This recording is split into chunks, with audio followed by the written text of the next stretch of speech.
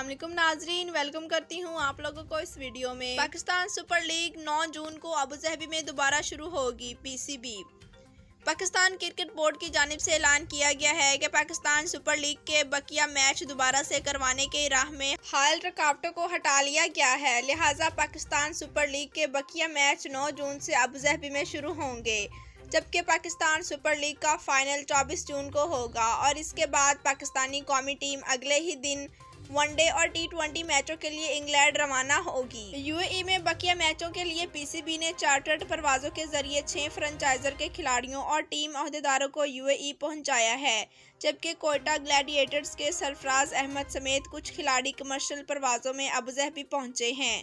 सरफराज को एक मरतबा कराची से कमर्शियल में फ़्लाइट में सवार होने से रोक दिया गया था, जिसके बाद सरफराज अगले दिन की परवाज़ हासिल करके अबू धाबी पहुंचे। पीसीबी के चेयरमैन का इस हवाले से बात करते हुए कहना था कि पीसीबी और 6 फ्रेंचाइजर के माबैन इत्तफाक राय था कि बकिया मैचों को 2021 में मुकम्मल करना लाजमी करवाया जाए ताकि हम 2022 में PSL 7 करवा सकें।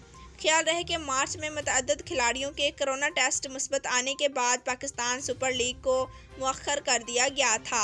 जी तो नाजरीन, वीडियो देखने का शुक्रिया। हमारे चैनल पर न्यू हैं तो चैनल को सब्सक्राइब करें, लाइक करें और बेल को प्रेस कर दें। Thanks for watching. अल्लाह हाफिज़।